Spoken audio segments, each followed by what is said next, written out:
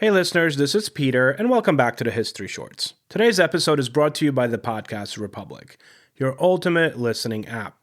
Discover and subscribe to thousands of podcasts from around the world. Download Podcast Republic today, available on Google Play and the Apple App Store. Today on History Shorts. Today's story of the day began like a love story, though one written not in letters of passion, but of philosophy. A king and a philosopher. Frederick the Great, a monarch who dreamed of reason, and Voltaire, a writer who dreamed of justice. Together, they imagined that they could reshape Europe's old world of superstition and tyranny. By the end, however, their friendship would collapse, undone by ego, envy, and betrayal. We will finish today with the history brief, and return to some strange history.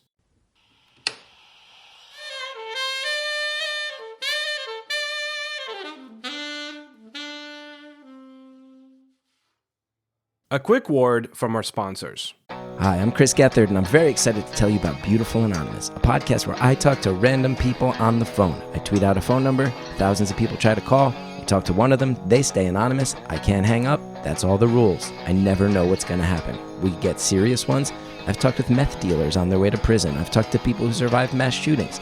Crazy funny ones. I talked to a guy with a goose laugh, somebody who dresses up as a pirate on the weekends. I never know what's going to happen. It's a great show. Subscribe today, Beautiful Anonymous. This day in history. On January 13, 1893, Queen Liliuokalani of Hawaii was overthrown in a coup backed by American business interests and U.S. Marines. The event paved the way for Hawaii's eventual annexation by the United States. On January 13, 1964, American singer Aretha Franklin recorded Respect, a song that would become both a musical landmark and an anthem for the civil rights and women's rights movements. Story of the day. When Frederick II became King of Prussia in 1740, he inherited a realm of soldiers and taxes, a disciplined but provincial kingdom wedged between Europe's greater empires. But Frederick was not his father's kind of king. His father, Frederick William I, was a stern militarist, a man who thought books made boys weak and that music was for women. Young Frederick rebelled. He read philosophy, wrote poetry, played the flute, and dreamed of being an enlightened monarch, one who ruled not through fear, but through reason. And so, from his small corner of Europe, Frederick began writing letters to the great minds of the Enlightenment. One letter in 1736 found its way to France, to the desk of a man who was already a legend. Voltaire was the brightest, sharpest, and often most dangerous pen in all of Europe. A playwright, historian, and philosopher, he had already scandalized kings and bishops with his wit and his relentless attacks on dogma and hypocrisy. He was adored by some, despised by others, and perpetually in trouble. Imprisoned in the Bastille, exiled from Paris, and then banned from publishing certain works. When the 24-year-old Frederick of Prussia wrote to him, Voltaire was amused and kind of intrigued. The prince's letter was elegant, intelligent, and full of admiration for the ideals of reason and liberty. Frederick later wrote, and I quote, "I wish to be a disciple of yours in philosophy and to walk in your footsteps." End quote. To Voltaire, it must have sounded like a dream, a king who actually read his books, and so a friendship was born. For years, the two men corresponded, Voltaire from Paris, Frederick from Potsdam, exchanging hundreds of letters filled with wit, admiration, and political gossip. They discussed everything from metaphysics to military strategy. Frederick sent Voltaire poems and philosophical essays. Voltaire replied with edits, praise, and sometimes cutting humor. Frederick's court in Potsdam became known as the Athens of the North. He invited artists, scientists, and philosophers to live and work there, offering refuge from the censorship and intolerance of other European states. When he built his new palace, Sans-Souci, its very name meant without worry. He imagined it as a haven for free thought, music, and reason, a temple of Enlightenment ideals, you might say. And naturally, he wanted Voltaire to be there beside him. In 1750, Voltaire accepted Frederick's invitation and traveled to Prussia. The meeting of monarch and philosopher was a sensation. Europe buzzed with curiosity. Could a king and a thinker truly rule together? For a time, the experiment actually worked. Voltaire was given a lavish apartment in the palace, a generous pension, and unlimited access to Frederick himself. The two dined, debated, and strolled through the gardens, talking about everything from literature to law. At night, Frederick played the flute while Voltaire read his verses aloud. They were, in a sense, mirror images, both brilliant, both vain, both convinced of their own intellect. Frederick saw himself as the philosopher king of Plato's dreams. Voltaire saw himself as the mind behind the throne, the voice of reason guiding power. It was Europe's most glamorous friendship, until it wasn't. The trouble began, as is often the case among geniuses, with ego.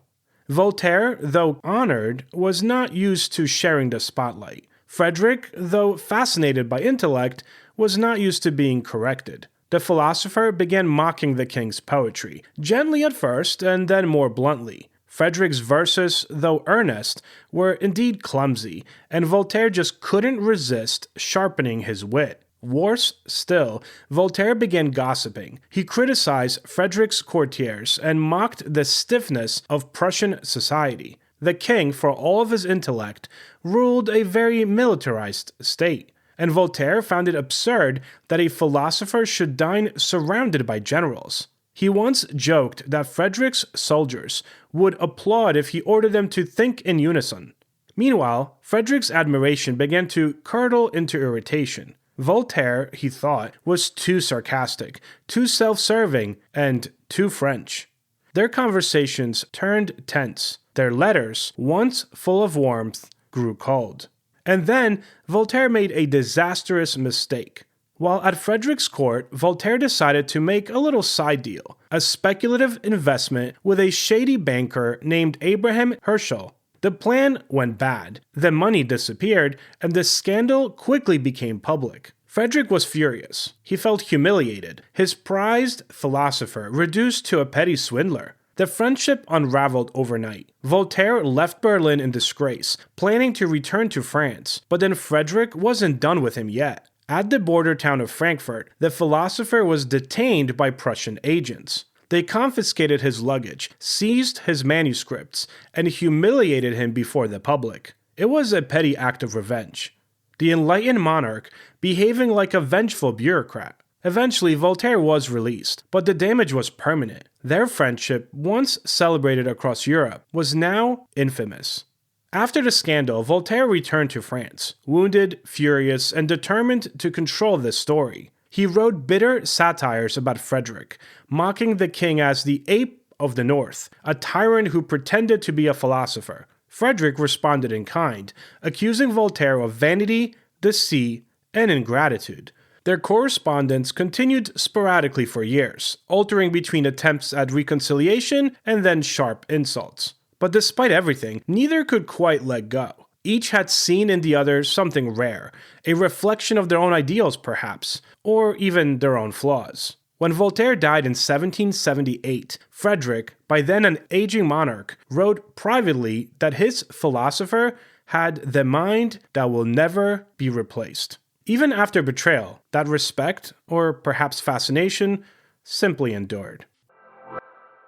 The History Brief. The following comes to us from the book Strange History by the editors of Portable Press, published in 2016. Did you know that Albert Einstein's eyes are sitting in a bank vault in New Jersey? I didn't. About the same time that pathologist Thomas Stultz Harvey absconded with the brain mere hours after the famed physicist's death in New Jersey in 1955, Einstein's ophthalmologist, Dr. Henry Abrams, removed the eyes. Abrams placed them in a jar and then locked them away in a bank vault. Although rumors pop up from time to time that the eyes will be put on the auction block, Abrams maintains that he has no plans to sell them. When you look into his eyes, you're looking into the beauties and mysteries of the world, he once said. They are clear as crystal. They seem to have such depth.